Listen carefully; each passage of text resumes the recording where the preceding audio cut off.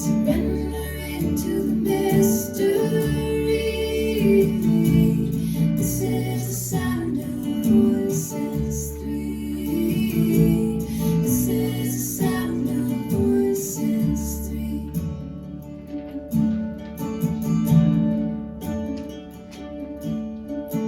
This is the sound of all of us. Singing with love and the will to trust.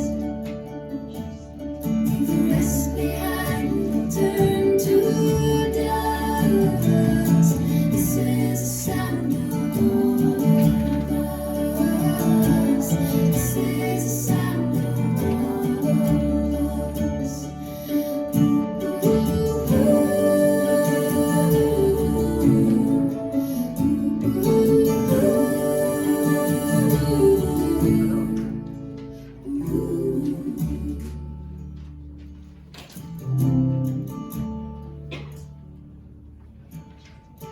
This is the sound of one voice, one people, one voice. A song for every one of us. This is the sound of one voice. This is the sound of one.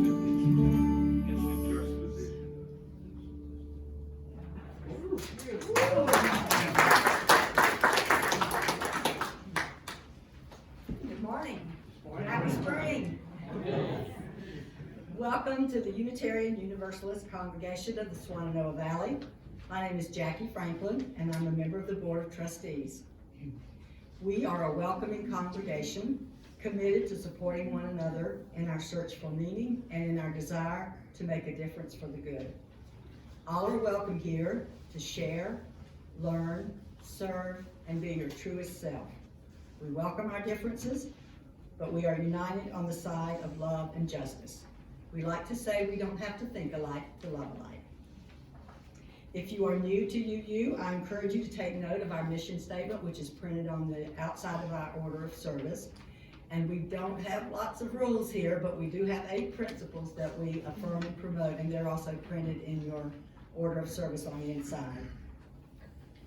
It is our tradition to welcome folks who are visiting for the first or second time or who have been away for a while.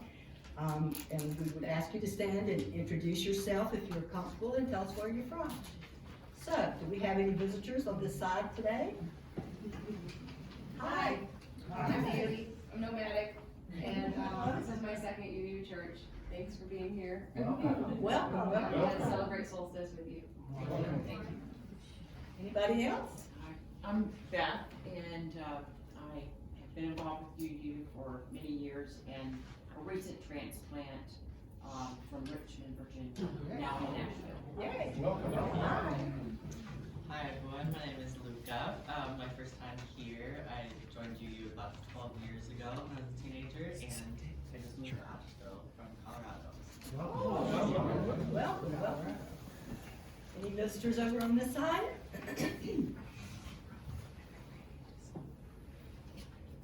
Well, if you're interested in learning more about us, or you would like to become more involved with our community or get our newsletter, there are white cards in the back of some of the pews and out in the foyer on the table, so please feel free to fill out a card and let us know if you would like for us to be in touch with you. I'm going to read our land acknowledgement statement. UUCSV acknowledges with respect that the land we are on today is the ancestral home of the Cherokee and other indigenous people. The Cherokee, through stewardship, understanding, and conservation, survived and thrived in this land. We acknowledge their enduring connection to their homeland. I think Evan wants to make some comments this morning. Thank you, Jackie. We are now 2 weeks into our canvas drive for our annual fundraising, pledge drive, whatever you want to call it. And it's kind of human nature to be a little bit procrastinating. But I want to thank the 33 people who have already signed up and given their pledge for next year. So there's 33 folks who have pledged, and we're about 40% of our way to our goal. Our goal is to finish the pledge drive by April 1, so that we don't have to call anybody to remind them that, hey, you're one of the procrastinators. And unfortunately, of those 33 people, I was not one of them, so I need to make sure that I get in and do my part. So thanks everybody who's already taken advantage of it, and look for this week in the Current, another link for that form. We are not doing paper pledge forms, if you recall. They're online Google Forms. It's 5 or 6 questions, very, very simple, in your email. Thanks so much. This is a reminder to please silence your cell phones. We will begin our service.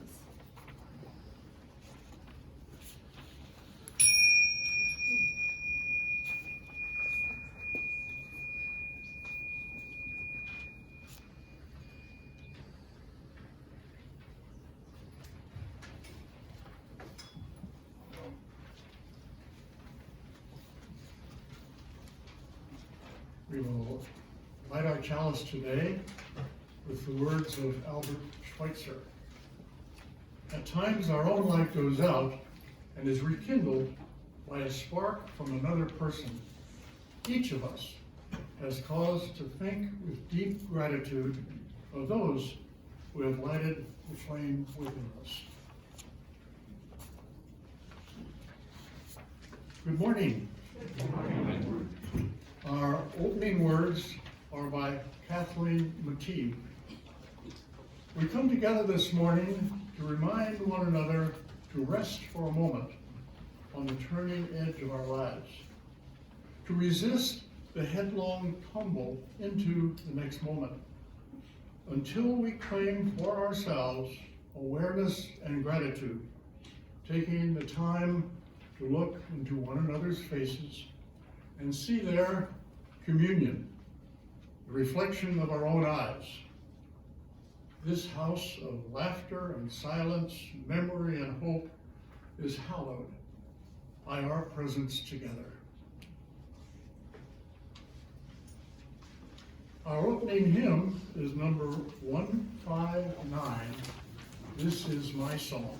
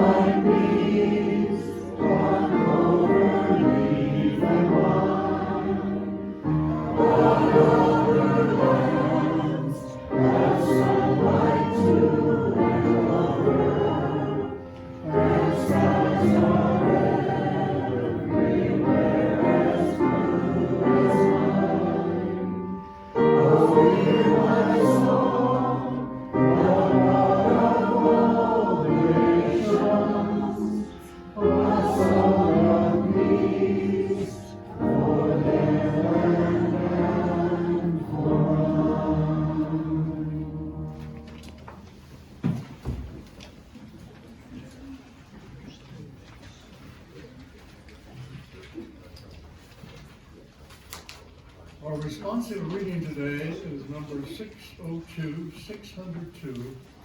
Is there to be peace? We went back to the Tao Te Ching for these verses written by Lao Tzu some 2,500 years ago. Is there to be peace? If there is to be peace in the world, there must be be peace in the nations. If there is to be peace in the nations, There must be peace in the cities. if there is to be peace in the cities, There must be peace between neighbors. if there is to be peace between neighbors, There must be peace in the home. if there is to be peace in the home, There must be peace in the heart. amen.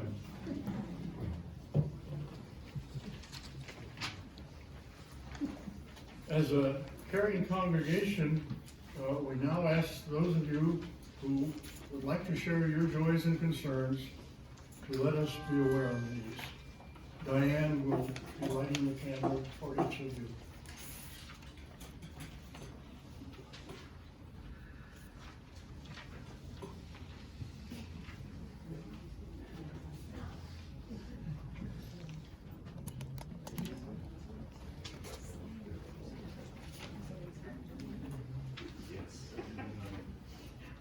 Just a quick candle of pleasure that my brother's birthday will be coming up this week, so happy birthday, Ron.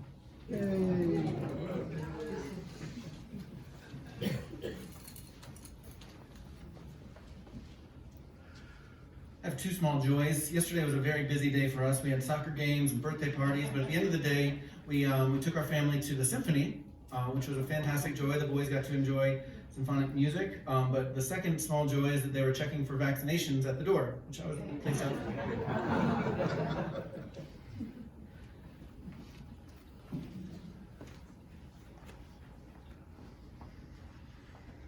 Okay, I guess it's a small joy, but it's a good thing. At auction, I bought Pilates classes, and I have since become a student of Pilates, which is Evan's partner's studio, and it's wonderful. Makes me feel different and taller.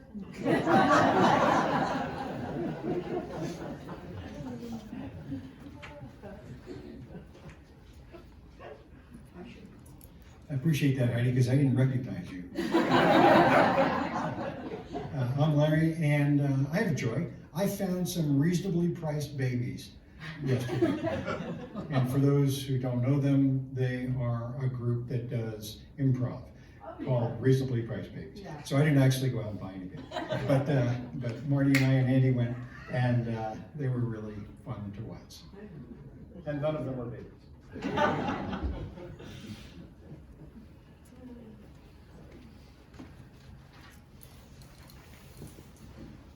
Thank you for sharing those joys and concerns. And now we will light one other candle for those joys and concerns that you kept in your heart.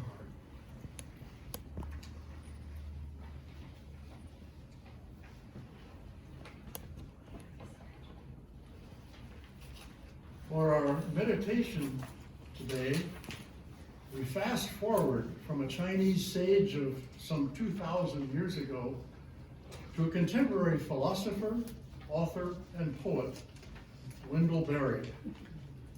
At 87 years of age, he has written 52 books, essays, poetry, stories, all while still farming the 113-acre farm his great-great-great-grandfather began in the bluegrass hills of Kentucky. This summer, he will publish his latest book entitled The Hope of Being Alive. I've asked Chris Hyland to read the very poem we have chosen.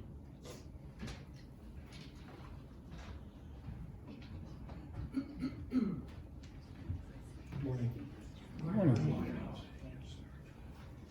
When despair for the world grows in me, and I wake in the night at the least sound to fear of what my life and my children's lives may be, I go and lie down where the wood drake rests in his beauty, on the water, and the great heron feeds. I come into the peace of wild things, who do not tax their lives with forethought of grief. I come into the presence of still water. And I feel above me the day-blind stars waiting with their light. For a time, I rest in the grace of the world and am free.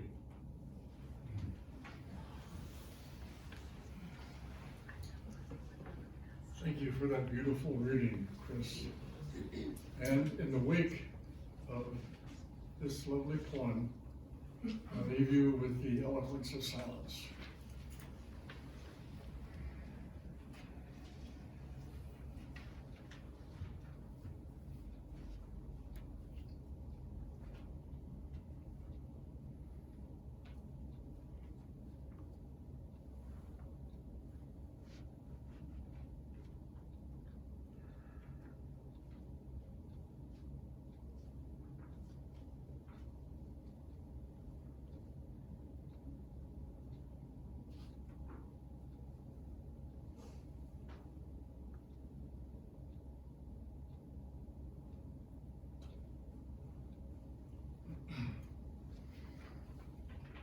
And now, our second hymn of the day is number 18, 1-8, What Wondrous Love.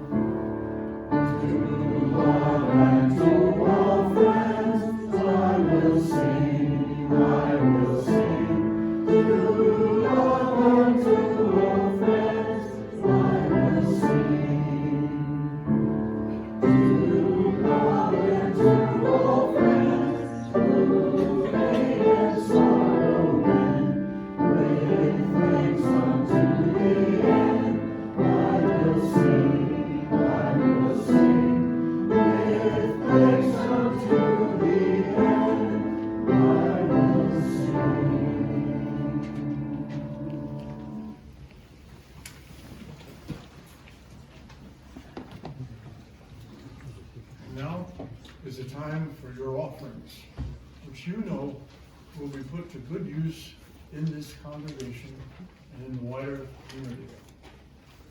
I commend to you the words of Everett Taylor.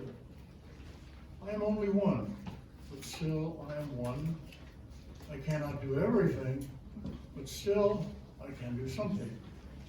And because I cannot do everything, I will not refuse to do something that I can do.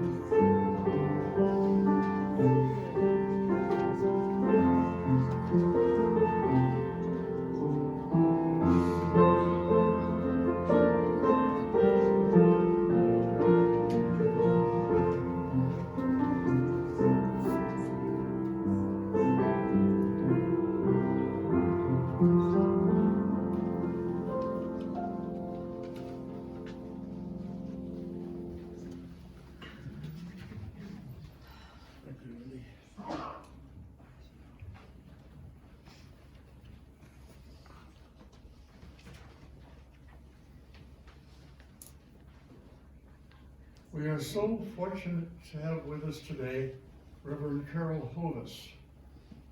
In her 34 years of pastoral work, which ranges from Virginia to California and now here in North Carolina, she has been a leader in faith communities, nonprofits, and community organizing. She is a strong advocate of having communities, religious, local, neighborhood, and township, as the nucleus of actions required for the advancement of those disadvantaged and ill-equipped to participate in the economy and the society that we have created. There are greater efforts now in Buncombe County reaching out to this populace, thanks to the staff workshops at Grace Presbyterian Church and other local nonprofits which she has facilitated. It is such a pleasure to welcome Reverend Hovis to our UU congregation.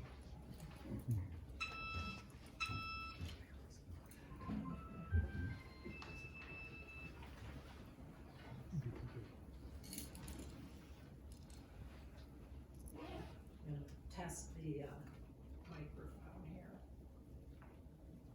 Is that good? Yes, great. So if it's all right with all of you, I prefer to speak from the floor and read from the floor. It's just been my style over the years. So thank you, Harry, for inviting me and welcoming me and those gracious words. That some of those words I didn't necessarily recognize. I think Harry is learning some things about me that I didn't even know. So it's good to be here. And I'm delighted to be here with my husband, Chris Highland, who has spoken here in past years, and my mother, Janet Hovis, who's recently moved to Highland Farms but she and my dad moved from the DC area where I grew up 32 years ago, to Maggie Valley, Waynesville, and then Asheville. So it's been a pleasure to visit for all these decades and now to call this area home. So thank you again for the welcome. So I want to share with you, there's been so many beautiful readings already this morning, so they all weave together into the soul work that I believe we are invited to be about as humans. On this, what do they say? That we are spiritual beings having a human experience. So this is a text that many of you, those of you that are accustomed to the Christian tradition, this may be familiar. It comes from the Gospel of Matthew, and I think in a number of Christian denominations around the world, this has been read sometime during the Lenten season. And so just listen and see what words speak to you today, or glisten, or call, or challenge, and let that be your word for today. These are words of Jesus to the disciples and the crowds. You have heard that it was said, "You shall love your neighbor and hate your enemy." But I say to you, love your enemies and pray for those who persecute you, so that you may be children of your Father, Mother in heaven. For God makes the sun rise on the evil and on the good, and sends rain on the righteous and on the unrighteous. For if you love those who love you, what reward do you have? Do not even the tax collectors do the same? And a lot of other kinds of people. And if you greet only your brothers and sisters, what more are you doing than others? Do not even the Gentiles do the same? Be perfect, therefore, as your heavenly parent is perfect. Tall order. Let's take a moment to let those words do what they do. And some of it works for us and some of it doesn't.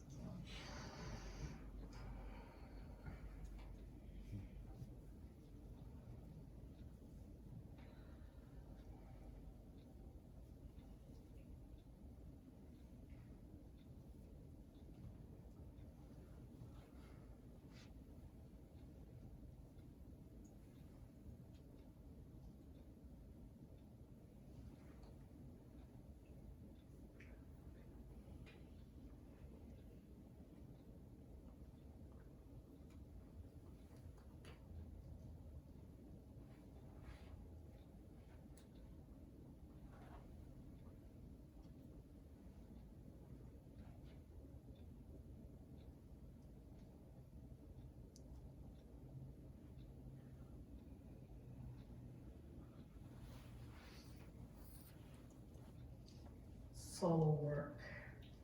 Soul work. Another word, phrase could be inner work. And being here with you this morning is another reminder that I believe that is why we are here. We as humans are here to do our inner work, our soul work. And that is succinctly summarized in the text that I just read, love your enemies. Love your enemies.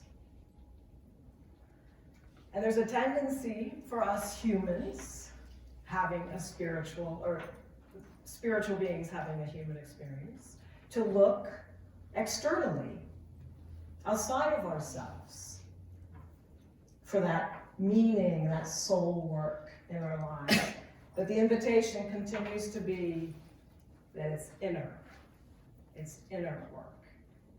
And then if we are doing that on a regular basis, when we do the inner work, it might actually show up in the external and give us and one another hope in times when we often are not feeling a lot of hope. Love your enemies.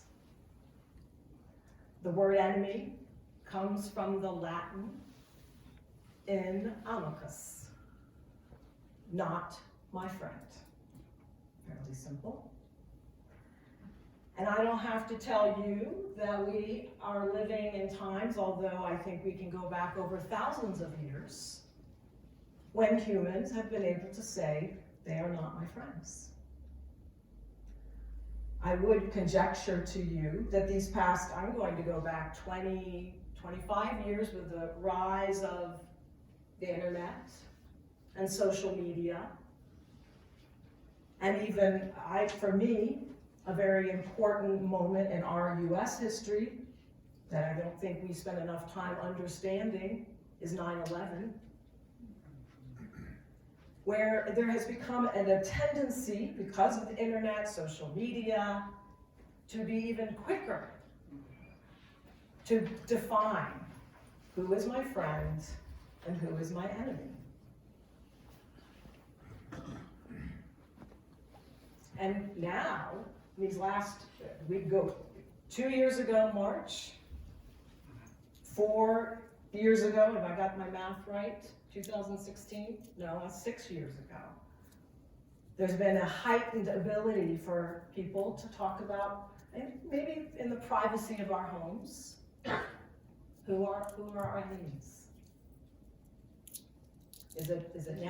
Are we now talking about people who are vaccinated or not vaccinated? Is it people who wear masks or not wearing masks? Is it who people voted for in 2016, in 2020?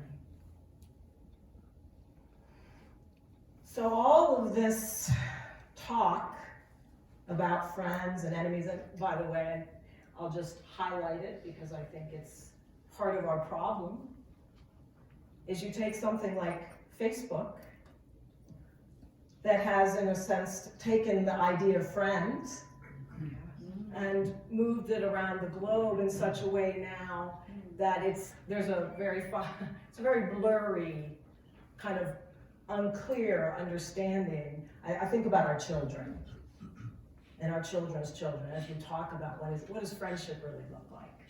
Is it really what Facebook is about? I'm not sure about that. So all of this dividing people up into again, this may be in the privacy of our homes, but those are the people that I'm really going to spend time with, friends. And those therefore are the people are not my friends. They may not use the word enemies, but they're not my friends. It's psychological language, that's called projection. And projection is when we take what's going on inside and we project it out onto a big screen. And so love your enemies doesn't start out there. It starts in here. To love your enemies starts with the enemies within. It's the internal, not my friends. John O'Donohue, Catholic, Irish Catholic priest who died a number of years ago now. So maybe we can help. Yeah, we can help you. We can help you turn it off. Good, thank you. We can be friends here. We can help each other. This is good. This is good. And I'm just gonna, let's just breathe.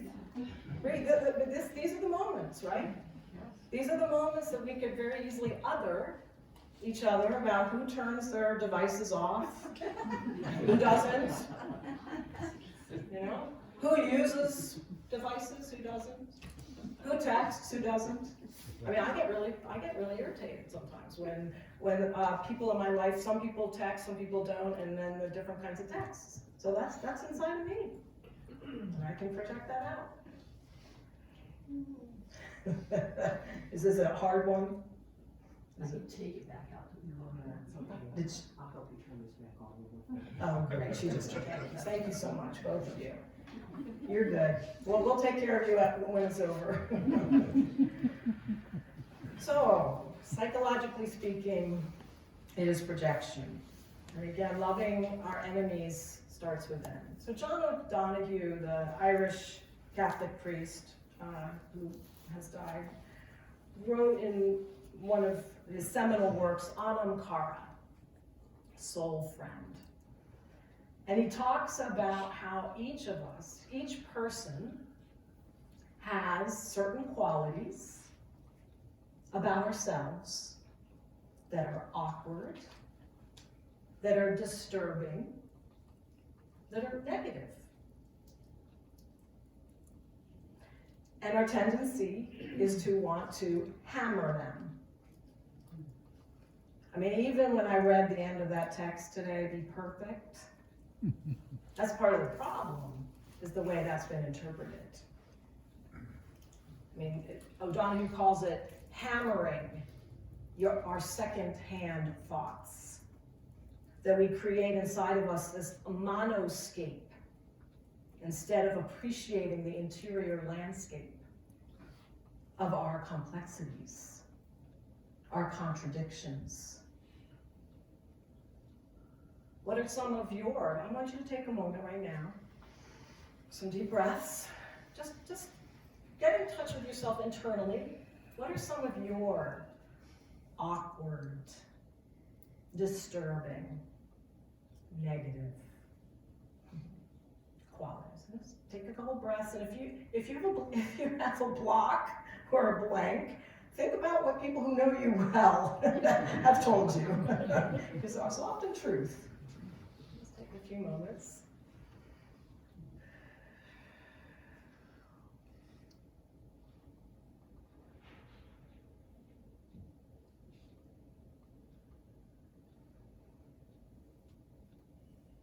So, 2 for me are that I can be selfish and I can be bossy. Just ask the people who know me best. And I have learned that with soul work, it does not serve me, doesn't serve them, it doesn't serve us, for me to hammer them and try to, as O'Donohue describes it, somehow try to morally do surgery and remove them, because they're a part of who I am. And if I can honor them and befriend them and revalue them in a new way, they change. The selfishness and the bossiness actually become something different, but they are still part of who I am. Perfection is not what our culture and what religion has told us. It is an ability to honor all parts, to love, to befriend the negative within. Some of you know that I do spiritual direction work and enneagram work, and it continues to humble me and create great. My phone has a life of its own. Go for it. Go for it. You know, we can just be open to what a spirit has to say. Oh, I don't know. It's beyond understanding sometimes. It's the mystery. Yeah, my big thing is I'm not good with devices, and I talk too much and don't listen to people. There! Good for you. We see you. Thank you. There you go. It's good. It's good. So in my spiritual direction, enneagram work, that I'm consistently humbled and surprised and saddened by how hard and harsh and self-punishing we are on ourselves. When a person with me individually or in a group suddenly becomes more aware and able to articulate some of those difficult, awkward, disturbing, negative qualities, immediately comes in the hammer. And even that interpretation be perfect, as if there was some external description of being perfect. That's not what it's about. And so this invitation to breathe is always what I say first. When the selfishness comes up, the bossiness comes up, just breathe. Breathe. What information are our negative qualities? What information are the Spirit want us to receive? And the beauty has become that some of these same people, when I first met them, so again, self-punitive, so harsh on themselves, over time, there's this growing ability that when we come together, to just name how I am in this given moment. People's ability to say, I'm tired. I'm really tired. I'm really angry. I'm anxious. I mean, even as I say those words to you right now, I can feel them in my body. I'm afraid. I'm really afraid. I'm sad. I'm deeply, deeply sad. And when people can begin to acknowledge and honor and not immediately bring in the hammer, soul work, change happens. And then suddenly, what we're projecting is what I believe spirit and energy wants, is the inbreaking of truth. The inbreaking of compassion, of patience, what we were just doing with our sister. We have all the time in the world. We have all the time we need.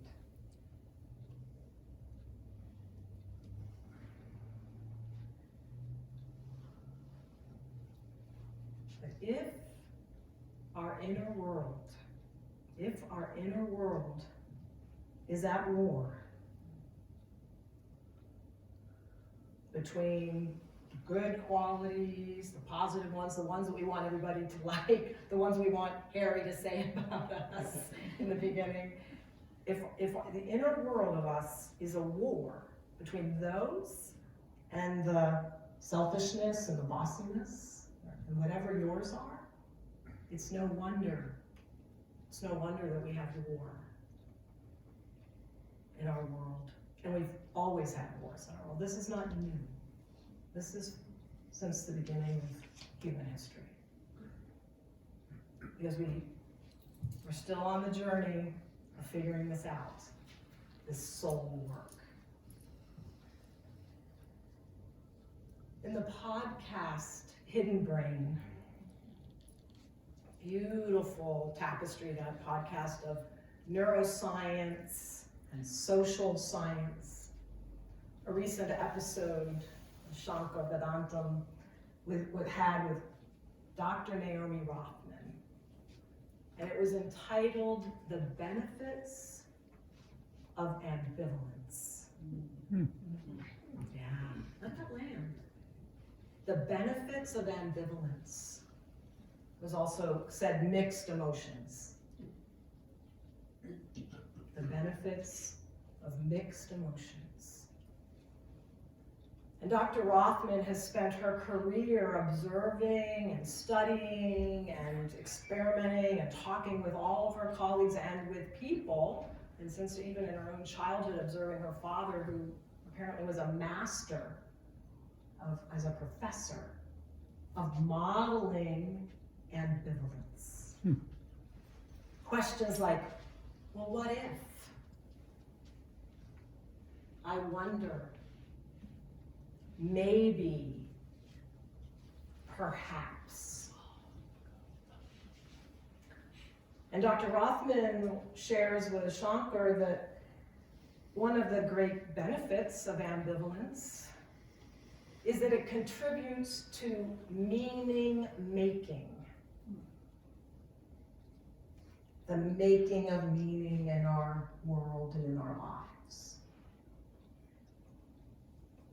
And the problem is that as the human race, certainly in the United States, but I think around the world, we're not quite there yet in the external world of honoring ambivalence.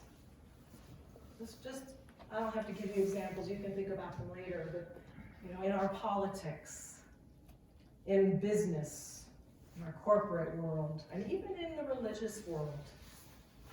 If a leader dares to be ambivalent, they're usually called weak, indecisive,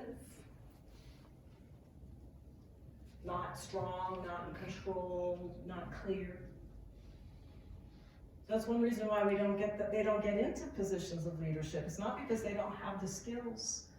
It's because the culture keeps telling us, well, I don't think they're the right one for that job. They don't have the strength. And yet, through Dr. Rothman's work, is once you get folks in those leadership positions, things change. Teams come together. What if? Perhaps. I wonder. And one of the terms that they use in this benefits of ambivalence, along with the meaning making, is a paradox mindset. Love your enemies. Paradox mindset.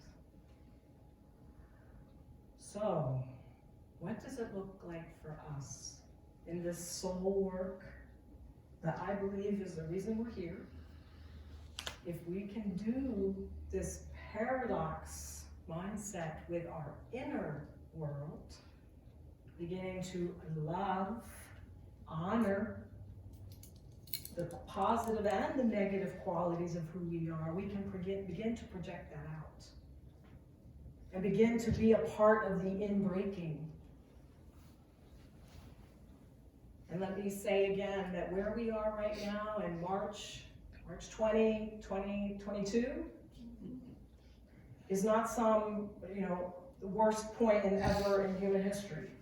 It is another example of crisis, and that is part of the human experience. That's the paradox. We're always in crisis, because crisis is always an opportunity to choose. Am I going to split the world into my friends and my enemies? Or am I going to hold that paradox? Am I going to honor within and then project that out?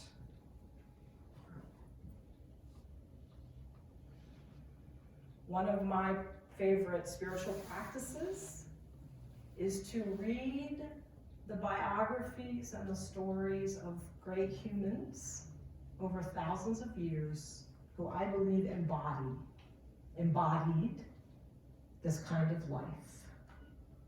They come all cultures, all religions, no religion, all genders, all centuries.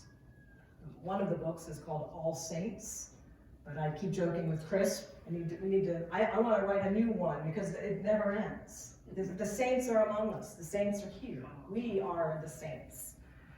I mean, again, I hold that word with paradox. I hold it lightly, okay, that word, because again, we can get into perfection, and that these are humans, the clay that we are made of, with paradox. I mean, Oskar Schindler was a paradox. And so when we read these stories, it gives me, at least, hope and strength. And if I can do that inner work, then there are moments of the inbreaking. Moments of the inbreaking. Now, the soul work. And so in these times we are living right now, as we're kind of figuring out, okay, what's the new standard? Because the coronavirus is still here. I mean, it's still in the endemic, whatever word we want to use. How do we go forward on this? How do I live a paradox mindset? How do I live with ambivalence? How do I live loving my enemies, both internal and external? I just out of curiosity, how many in here have people in your life that you have a different view about vaccinations with? Okay, that's paradox mindset. You don't have to tell me right now. I mean, I'm sure you've already been thinking about this a lot. We talk about it all the time. How do we stay in relationship with one another? That's soul work. How many have people in your life that have a different opinion about the 2016, 2020, the 2022 election? Okay, that's paradox mindset. I'm going to guess that most of you haven't just, cut them totally out of your life. I know we all have stories where that may have been necessary, and there's paradox mindset in that as well. But we are being called. I don't believe in a God that creates this. The world that we are living in right now, we created by our projections. So energy is calling us to keep figuring out how to hold it all. How are we going to be in relationship going forward? All of us have to do that inner work, the soul work, so we can figure that out. In closing, we could think of so many different ways that we're being invited into paradox mindset. Another one, even with what's going on in the war in Ukraine, 19 years ago this month, our country invaded Iraq. And even before that, we had invaded Afghanistan. Different situations, paradox mindset. So how are we learning about how the inner violence gets projected out? And there's a lot right here in Black Mountain. There's a lot in Asheville. There's a lot in North Carolina that needs our attention. It's not just thousands of miles away on the TV, the screen, social media. How are you going to go forth in these coming days, weeks, and months to hold paradox mindset? One of the really important pieces of the work I've been doing, my husband and I have been doing since we arrived here, has been the anti-racism work. That's paradox mindset. If I'm going to constantly try to figure out, well, who is racist and who is not who is racist and who is anti-racist, I'm projecting out. If I can name my own racism, my own prejudices, how I want to other others, as a white woman attempting to figure out this work, then it continues to start within me and not try to figure out who's on the right side. We're all figuring this out together. It's a paradox mindset. And so with our closing hymn, even the words of Holly Meir, we are a angry and a gentle people. Let us sing that, with that paradox mindset.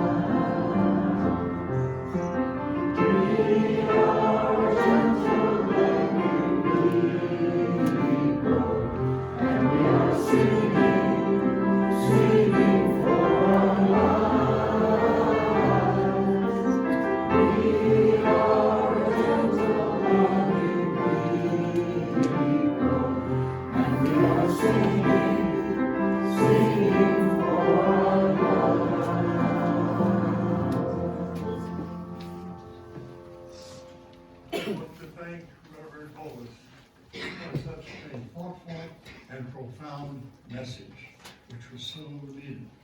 Thank you again. You're welcome. I have these closing words for you from John O'Donoghue's Anamkara.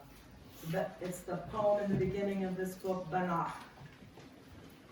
On the day when the weight deadens on your shoulders and you stumble, may the clay dance to balance you. And when your eyes freeze behind the gray window and the ghost of loss gets into you, may a flock of colors, indigo, red, green, and azure blue, come to awaken in you a meadow of delight. When the canvas frays in the currach of thought and a stain of ocean blackens beneath you, may there come across the waters a path of yellow moonlight to bring you safely home. May the nourishment of the earth be yours. May the clarity of light be yours. May the fluency of the ocean be yours. And may the protection of the ancestors be yours. And so may a slow wind work these words of love around you, an invisible cloak to mind your life. May it be so.